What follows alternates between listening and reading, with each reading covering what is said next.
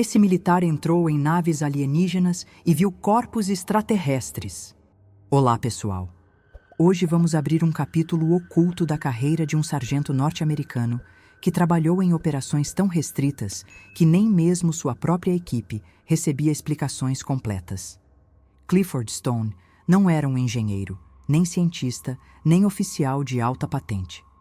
Era um militar treinado para cumprir ordens, mas o que ele viveu ao longo de seus anos em campo ultrapassava qualquer treinamento possível. Enviado repetidamente a locais de quedas misteriosas, antes mesmo que o público soubesse de algo, Stone descreveu com riqueza de detalhes experiências que desafiam tudo o que conhecemos sobre espaço, tempo e matéria. Segundo ele, essas missões não eram especulações. Eram reais, documentadas e profundamente inquietantes. Desde o início, o papel de Clifford Stone nessas operações chamava atenção por sua natureza enigmática. Sem formação técnica específica, ele era acionado mesmo assim, sempre em situações de emergência máxima. O chamado podia vir a qualquer hora, em qualquer parte do território dos Estados Unidos. Ao chegar, ele encontrava perímetros já isolados, presença militar reforçada e orientações secas, entrar na estrutura caída, relatar observações e aguardar novas ordens. Nenhum contexto, nenhuma explicação, apenas obediência. E o mais curioso, ele sempre era o primeiro a ser enviado para dentro, mesmo sem garantias de segurança. Stone descrevia que a simples aproximação das naves já causava reações no corpo. Às vezes, sentia um calor súbito, outras vezes, uma espécie de formigamento na pele, como se o ar ao redor estivesse eletrificado. Em certas ocasiões, relatou tonturas leves e uma mudança sutil no som ambiente. Tudo parecia amortecido, como se os ruídos externos fossem absorvidos por uma camada invisível. Mesmo com esses sinais incomuns, ele seguia. A entrada nas naves, quase sempre feita por uma escotilha inferior ou lateral, era o início de algo que desafiava a lógica mais elementar. A primeira grande quebra de realidade vinha com o tamanho interno das naves. Do lado de fora, os objetos pareciam ter no máximo 10 ou 12 metros de diâmetro, semelhantes a uma pequena aeronave ou ônibus. No entanto, ao entrar, Stone relatava um espaço que não podia ser explicado pela geometria comum. O interior era vasto. Havia corredores, escadas, plataformas e compartimentos em diferentes níveis. Ele sentia como se tivesse atravessado não uma porta, mas uma fronteira dimensional.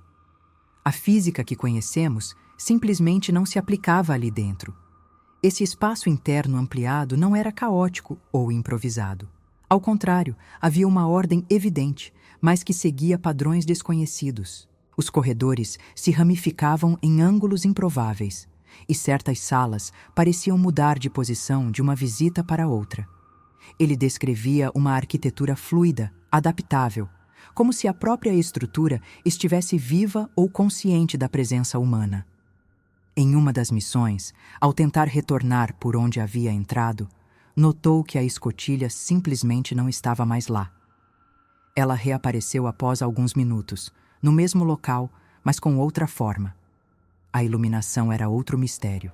Não havia luminárias, nem lâmpadas visíveis. Ainda assim, todo o ambiente era iluminado de forma constante e sem sombras. A luz parecia emanar das superfícies, sem uma fonte direta. Era uma claridade fria, parecida com a de salas cirúrgicas, mas sem ofuscar. Clifford Stone descrevia essa sensação como estar imerso em um espaço que gerava sua própria luz, uma espécie de brilho interno que não lançava sombras e acompanhava seus movimentos como se fosse controlado pela própria nave. As paredes e pisos das naves tinham texturas diferentes do que qualquer material terrestre conhecido. Eram superfícies metálicas, mas não frias. Ao toque, pareciam responder à presença humana com leve aquecimento e, em algumas situações, até mesmo com pulsações leves, como um batimento distante. Em certos momentos, quando encostava a orelha na parede, ele dizia escutar um som grave e contínuo, semelhante ao ronco de máquinas antigas ou à vibração de uma turbina muito distante, mas constante e envolvente. A atmosfera interna variava conforme o compartimento. Em algumas áreas, Stone relatava a sensação de leveza no corpo, como se a gravidade tivesse sido reduzida. Em outras, sentia um peso adicional, uma pressão nos ombros e na cabeça, obrigando-o a andar mais lentamente. Havia também alterações de temperatura, mesmo entre compartimentos próximos. Em certos espaços, o ar era frio e seco. Em outros, morno e úmido. Essas variações não pareciam aleatórias, mas sim calibradas para algum propósito desconhecido, talvez para atender diferentes tipos de ocupantes. Um dos efeitos mais perturbadores dessas incursões era a sensação de distorção temporal. Em uma missão específica, Clifford ficou no interior da nave por cerca de 20 minutos, segundo seu relógio. Quando saiu, os colegas relataram que ele esteve ausente por quase 2 horas. Essa discrepância se repetia em diferentes episódios.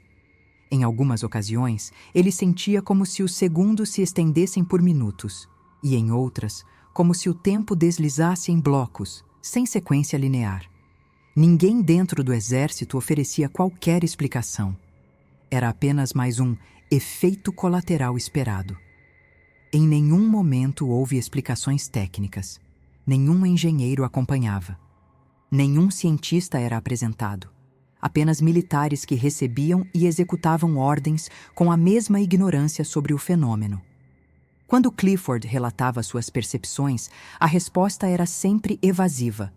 Isso é normal, já sabemos, apenas continue. Com o tempo, ele entendeu que havia uma camada inteira de conhecimento que era mantida longe dele e dos outros envolvidos. Eles eram peças, não participantes da compreensão. A comunicação dentro das naves também era peculiar. Embora nunca tenha presenciado diálogos ou sinais diretos, Stone relatava a sensação constante de estar sendo observado. Em certos momentos, dizia ouvir sons baixos, como sussurros, sem origem aparente. A impressão era de que a própria nave possuía um tipo de consciência, ou ao menos sensibilidade ao que ocorria dentro dela. Havia algo ali, não humano, não visível, mas presente. Uma inteligência que observava, aprendia e talvez testava reações humanas. O que mais impressionava, no entanto, era a ausência total de controles tradicionais. Clifford esperava encontrar painéis, botões, alavancas, mas nada disso existia. Em seu lugar, havia superfícies metálicas lisas, algumas com pequenas ondulações ou áreas levemente elevadas. Essas superfícies reagiam quando ele aproximava as mãos, mesmo sem tocar. Em certos casos, mudavam de cor, emitindo vibrações ou luzes suaves. Era como se reconhecessem a intenção ou o campo energético de quem as manipulava. Essa interface entre operador e nave parecia ser feita para outro tipo de ser. Clifford dizia que os humanos conseguiam interagir de forma muito limitada, mais como observadores do que usuários. No entanto, ele testemunhou situações em que os ocupantes verdadeiros das naves operavam tudo com simples gestos. Bastava aproximar os dedos, movimentar a mão no ar e a nave respondia. Não havia esforço, nem tempo de espera. Era uma conexão direta, quase intuitiva, entre mente e máquina. Algo que nossa tecnologia ainda não consegue replicar. Até mesmo os assentos seguiam essa lógica em comum. À primeira vista, pareciam blocos metálicos sólidos, mas, ao sentar, moldavam-se automaticamente ao corpo, como se reconhecessem o formato, peso e temperatura de quem os ocupava. A superfície aquecia ou resfriava conforme a necessidade, mantendo o conforto ideal mesmo em ambientes extremos. Clifford notava que esses assentos não tinham emendas, parafusos ou partes móveis. Eram inteiros, esculpidos em uma única peça, mas ainda assim inteligentes, adaptáveis. Era nesse ponto que a consciência da diferença se impunha. Clifford Stone compreendia que o que estava diante dele não era um segredo militar comum, nem um experimento humano fora de controle. Aquilo vinha de outro lugar. As tecnologias observadas ali não podiam ser retroengenharia terrestre. ao menos não com o que sabemos hoje. E tudo o que ele viu até esse ponto, a expansão do espaço interno, os efeitos ambientais e a lógica de funcionamento das superfícies de controle, já era suficiente para mudar sua percepção de realidade para sempre. Em várias dessas missões, Clifford Stone relatou ter encontrado seres não humanos, nem sempre vivos. Em uma das ocasiões, ao se aproximar da nave acidentada, percebeu um corpo parcialmente projetado por uma abertura inferior do casco. O ser tinha traços vagamente humanoides, mas a pele possuía uma textura fina e acinzentada, com veios azulados visíveis sob a superfície. Estava imóvel, sem sinais de vida, preso entre o interior da nave e o chão arenoso do local. Os militares ao redor mantinham distância. Ninguém tocava, ninguém se aproximava, aguardando ordens superiores para qualquer tipo de ação. Em outro episódio, que o marcou profundamente, Stone presenciou a retirada de um ocupante ainda vivo. A equipe havia acabado de cercar a área quando luzes silenciosas apareceram sobre o local, vindas de um ponto alto no céu. Uma pequena nave, muito menor que a que havia caído, desceu sem ruído algum.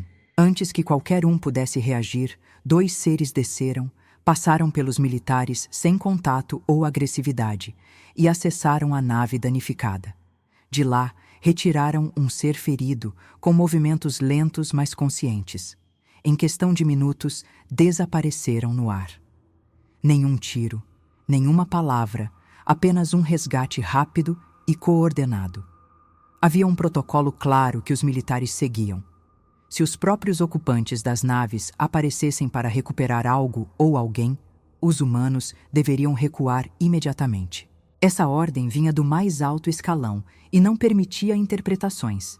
Segundo Clifford, os superiores afirmavam que essas entidades detectavam cada acidente automaticamente e tinham meios de chegar antes de qualquer equipe terrestre.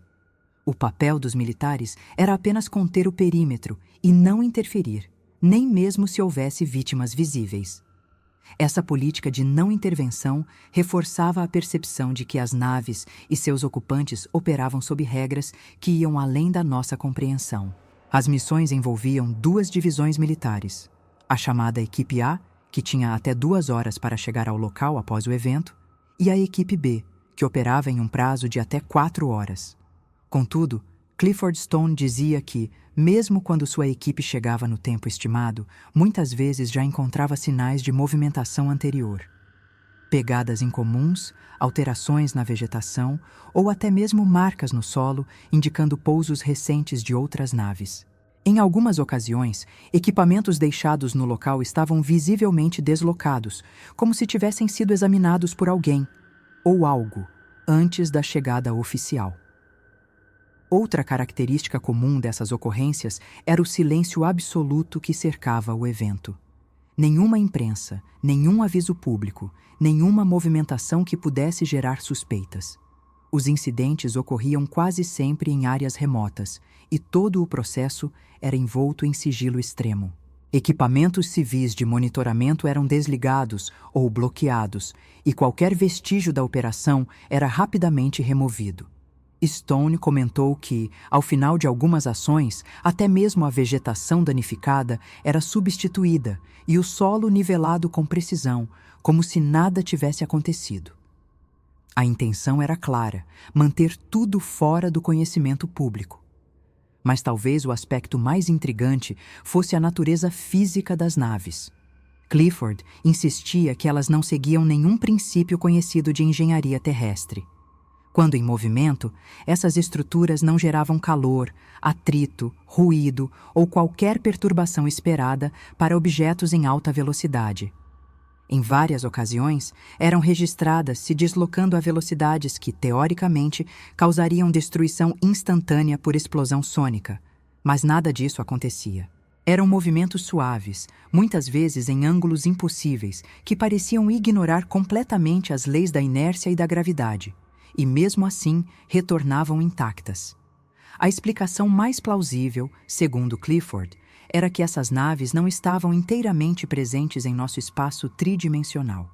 Operavam em uma realidade expandida, como se parte de sua estrutura estivesse sempre deslocada para fora do que conseguimos medir ou perceber. Isso explicaria, por exemplo, por que não deixavam rastros físicos compatíveis com seu tamanho, ou por que pareciam maiores por dentro do que por fora. Era como se estivessem envoltas em uma bolha de realidade própria, onde espaço, tempo e matéria obedecessem a outras regras, e dentro dessa bolha, as leis humanas simplesmente não se aplicavam. Com o passar dos anos e à medida que acumulava mais e mais experiências inexplicáveis, Clifford Stone foi construindo sua própria compreensão do fenômeno.